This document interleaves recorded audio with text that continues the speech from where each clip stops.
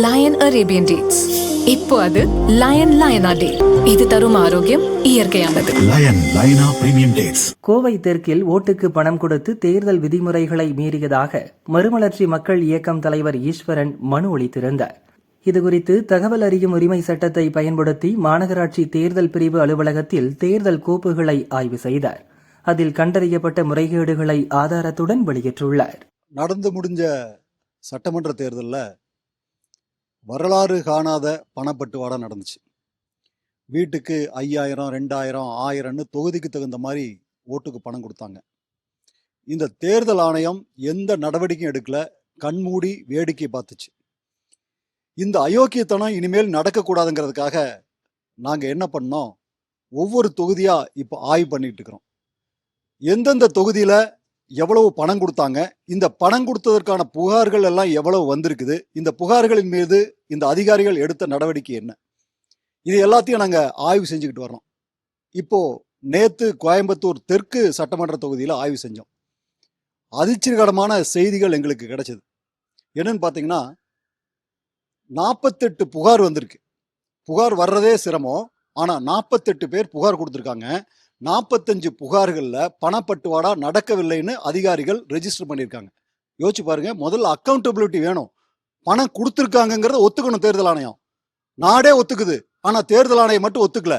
45 புகார்கள் பணப்பட்டுவாடா நடக்கவில்லை என்று தேர்தல் ஆணையம் மறுத்து இருக்கிறது. அதிகாரிகள் மறுத்து ரெஜிஸ்டர் பண்ணியிருக்காங்க. இது மிகப்பெரிய குற்றம். இன்னொன்று பார்த்தீங்கன்னா, 3 புகாருக்கு மட்டும் எஃப்ஐஆர் போட்டிருக்காங்க. 2க்கு 1க்கு சிஎஸ்ஆர் போட்டிருக்காங்க. இதுல எல்லாம் ஒரு ஒற்றுமை இருக்குது. என்னன்னு கேட்டீங்கன்னா, இந்த 2 எஃப்ஐஆர்லையும் மாட்டின அந்த குற்றவாளிகள் கரூரை சேர்ந்தவர்கள், ஒரு சிஎஸ்ஆர்ல மாட்டின அந்த குற்றவாளிகள் கரூரை சேர்ந்தவர்கள். நான் கேட்கிறேன், ஒரு தொகுதியில 3 சம்பவம் அங்கொன்னு இங்கொன்னுமா நடக்குது. அந்த 3 சம்பவத்திலையும் மாட்டினது கரூர்காரங்கன்னா எவ்வளவு பெரிய திட்டமிட்ட சதி. தேர்தல் ஆணையம் மீண்டும் விசாரிச்சிருக்கணுமா இல்லையா? இது மட்டும் இல்லை, டோக்கன் கொடுத்தாங்க 8000 ரூபாய்க்கு. 9 கேஸ் மொத்தமாக போட்டிருக்கிறாங்க. அது டிஎம்கே மேலே 8 கேஸு, அதிமுக மேலே 1 கேஸு, சிஎஸ்ஆர் பதிவு பண்ணியிருக்காங்க. அப்போ திட்டமிட்டு மிகப்பெரிய அளவில் வெளியூர்கள் இருந்து ஆட்களை இறக்கி பணப்பட்டுவாடா செய்யப்பட்டிருக்குங்கிறது ஆதாரப்பூர்வமாக தெரியுது. தேர்தல் ஆணையம் தேர்தல் முடிஞ்சு போச்சுன்னா அதோட முடிஞ்சுதா? தேர்தல் ஆணையர் தன்னுடைய பதவியை ராஜினாமா செய்ய வேண்டும். கோவை தெற்கு தொகுதியில் மீண்டும் அந்த புகார்களின் மீது ஆய்வு நடத்த வேண்டும். அந்த அதிகாரிகளை மீண்டும் விசாரணை செய்ய வேண்டும். அவர்கள் மீது நடவடிக்கை எடுக்க வேண்டும். இதைய தேர்தல் ஆணையம் செய்யலைன்னு சொன்னா தேர்தல் ஆணையர் தன்னுடைய பதவியை ராஜினாமா செய்ய வேண்டும். தேர்தல் ஆணையர் மீது நாங்கள் புகார் கொடுப்போம். தேர்தல் ஆணையர் ராஜினாமா செய்யும் வரை நாங்கள் தொடர்ச்சியான போராட்டங்களை நடத்துவதாக இருக்கிறோம். அதானே, ஒரு 3 வழக்கு இருக்கு. 2 எஃப்ஐஆர் போட்டிருக்காங்க, ஒரு சிஎஸ்ஆர் போட்டிருக்காங்க. மொத்தம் 8 பேர் மேல வழக்கு இருக்கு. அவங்க எல்லாருமே கரூர்காரங்க. 2 கேஸ் ராமநாதபுரம் போலீஸ் ஸ்டேஷன்ல, ஒரு கேஸ் வெரட்டிகால் ரோடு போலீஸ் ஸ்டேஷன்ல. 2 பக்கம் எப்படி கரூர்காரரே மாட்டுவாங்க? அப்ப யோசிச்சு பாருங்க, 3 வழக்குலயும் கரூர்காரரு, 2 ஸ்டேஷன்லயும் கரூர்காரரு. அப்ப எப்படி? ஆதாரபூர்வமா மாட்டிருக்குல்ல, ஆதாரபூர்வமா செய்தி இருக்குல்ல, ரெக்கார்டு இருக்குல்ல. அப்ப நீங்க என்ன பண்ணிருக்கணும்? தேர்தல் ஆணையர், தேர்தல் முடிஞ்சிருச்சு சரி, அதுக்கப்புறம் நீங்க ஆய்வு பண்ணிருக்கணும்ல. எத்தனை புகார் வந்திருக்குது, இந்த புகார் மீது எடுத்த நடவடிக்கை என்ன? இந்த அதிகாரிகள் சும்மா ரெக்கார்டு பண்ணிருக்காங்களா, உண்மையான ரெக்கார்டு பண்ணிருக்காங்களா? இது நீங்க ஆய்வு பண்ணணுமா இல்லையா?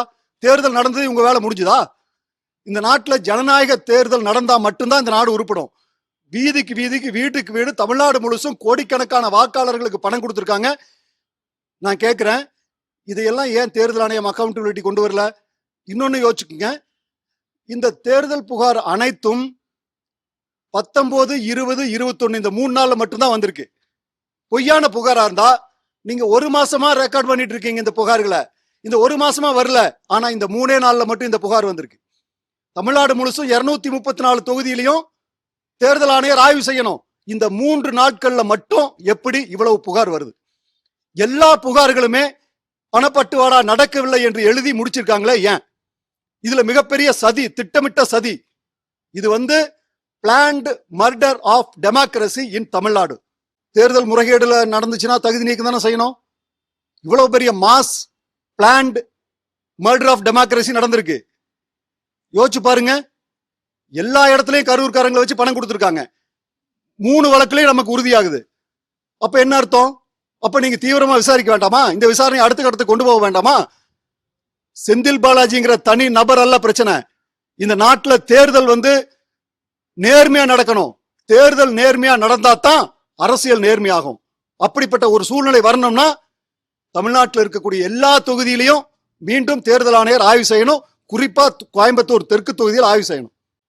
தெற்கு தொகுதியில செந்தில் பாலாஜி அவர்களுடைய தொகுதியில தான் 48 புகார் வந்திருக்கு.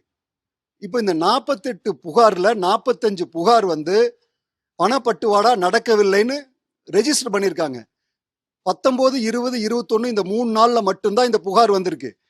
அப்போ இந்த புகார் உண்மையான புகார் தான். 45 புகாரும் பொய் புகார் என்று தேர்தல் ஆணையம் ரெஜிஸ்டர் பண்றது குற்றம். இது பொய்யா ரெஜிஸ்டர் பண்ணியிருக்காங்க. இந்த 3 எஃப்ஐஆர்லையும் 2 எஃப்ஐஆர் ஒரு சிஎஸ்ஆர்லையும் கரூர்காரங்களே மாட்டியிருக்காங்க. செந்தில் பாலாஜி அவர்கள் கரூர்ல இருந்து இங்க நின்றுருக்காரு. அப்போ இது ஒரு திட்டமிட்ட சதி தானே, திட்டமிட்ட ஜனநாயக படுகொலை தானே.